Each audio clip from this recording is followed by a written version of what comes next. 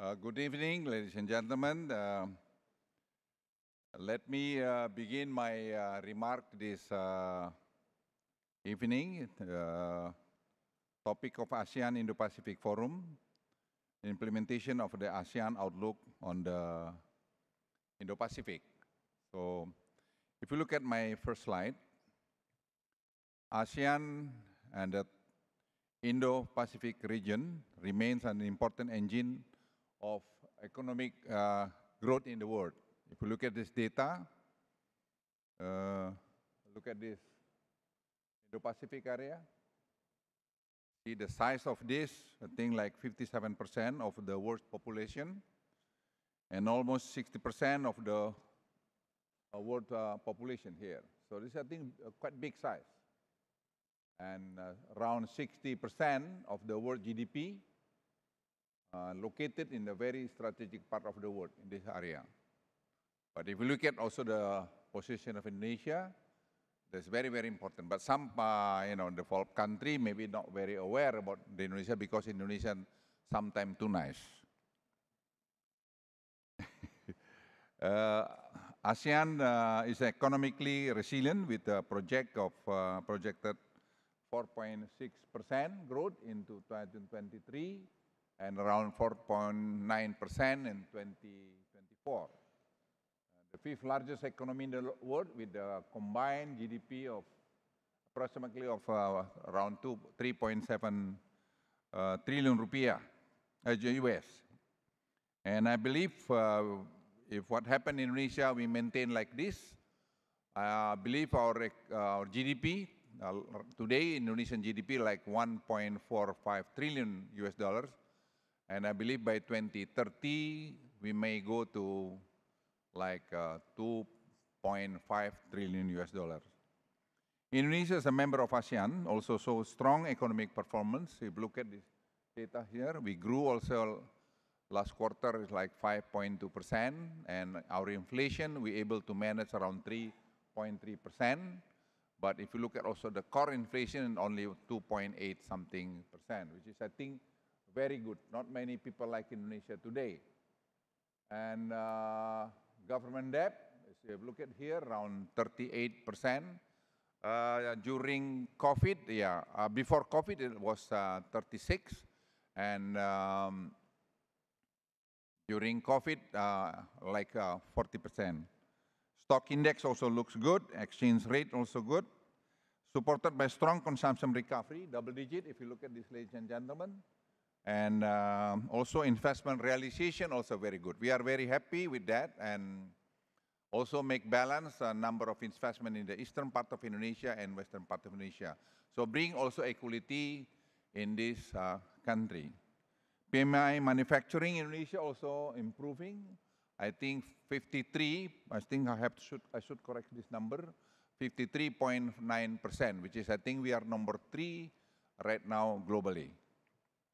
And accompanied by healthy external balance, continue trade surplus and well manage current account. If you look at this one, the trade surplus for the 39 consecutive months, look at this data. This is also never happened in the history of Indonesia. So this, I think, happened during the President Jokowi. And current account used to be negative. I still remember when President Jokowi took over the office, it was always negative, current account. But today, I think our current account always surplus. Now, through downstreaming industry, Indonesia transforming our economy, no longer rely on this raw material, raw commodities. Used to be our export like this, $3 billion something, 2014-15. But when we stop and then we go down from this to this industry, last year we export like $34 billion. Only one item is nickel ore, up to the iron steel. We are not talking yet about the downstreaming from nickel ore, because we can go to so many. You see, like here, MHPNE, sulfate, nickel, cobalt, others here, you see, and also the recycling at the end. So lithium battery. Hopefully by 2025, 26, we can produce our lithium battery and EV car. So then by that time, I believe we can go our export around 70 billion US dollar only in this item, one item.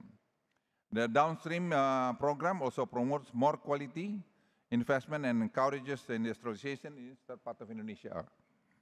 Sorry, before that I think that we built the ecosystem today about the one area, lithium battery. But then raw material we have, refinery materials here, and you see we have hydropower, geothermal power, etc. And this is, I think, what we are doing. Yeah. We have also recycling program in Morowali, battery material, iron-based battery, nickel-based. Because we look at this one, this is also ongoing now, the technology. Yeah. We are here now, but anytime could go down here. This is, I think, the EV, and we do hope that we can see other EV cars soon in Indonesia. Incentive policy for investment and encouraging domestic EV demand. We look at also countries surrounding Indonesia. And downstream, I mentioned earlier, Java, this today only 32%, and outside Java, 58% because of the raw material, a lot in the eastern part of Indonesia. So a lot of investment right now in this particular area. In like Morowali, used to be mining very, very little industry. Today, the industry is like this. Similar also Halmahera. So I just give you example, the impact of this toward our economy.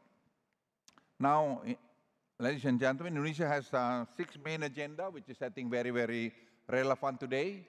This is industrialization, digitalization, this is interconnection, economic distribution, or Dana Desa, village fund. We have 74,000 over villages around the country. We dedicated like $100,000 per desa per year. And this is decarbonization, and this is education. This, I think, the ecosystem that we build, that we believe could bring Indonesia to be high-income country by 2035 and 2040. And in achieving our climate target, ASEAN will transition into electric vehicle and develop of ecosystem. This is, I think, if you look at this one on ASEAN, that we can do the transition of that. Look at Indonesia, ASEAN population at 386, Indonesia 282 million. So the size of Indonesia, I think, the market also in ASEAN is quite big. So I went to Africa the last 6 months, 3 times. I noticed also that African countries love very much to see if Indonesia could export EV from Indonesia, like Kenya, Mozambique, even DRC, and also South Africa. And digital economic framework agreement in ASEAN will have a profound impact that could double the value of digital trade. If you look at the number, 1 trillion, see that 2030, business as usual scenario, but business high quality ASEAN DEFA, it's going to be like this. So DEFA will improve digital key areas such as like this, digital trade facilitation, payment, etc. So this ongoing right now in Indonesia. People may be not very aware what's happened in Indonesia because right now, like government procurement, it's like $115 billion.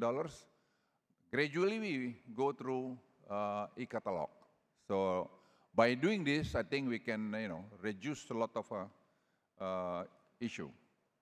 Over $3 trillion US for infrastructure investment in ASEAN to sustain economic growth, alleviate poverty, and tackle climate change. This is, I think, very important if you look at the number here, So 2023, 2030, and annual. And my closing remarks, ladies and gentlemen, the ASEAN Indo-Pacific Forum with around 2,000 participants from 51 countries is manifestation of our inclusive principle to promote concrete and tangible cooperation and to achieve the better future for all. And ASEAN, in regard to this, ASEAN stands ready to work collaboratively with all partners, particularly within the overall Indo-Pacific architecture, based on equality. This one, I think, very important. We don't want to see anymore that, that the developing country is second class. The developing country also has right to survive. That's, I think, very important. Mutual respect and for sovereignty and mutual beneficial relation. Maintaining peace and stability while achieving economic prosperity and social justice will be the main task for our time. And the last one, facing such a difficult task, we must act through, it is impossible to fail, must work closely together and build trust with each other, which in turn will affect a successful outcome for all. So to all of you, ladies and gentlemen, again, thank you very much. And I would like also to see that this forum could bring some understanding more about ASEAN and also about Indonesia. And I do hope that you can bring a good memory back to your respective country. Thank you very much.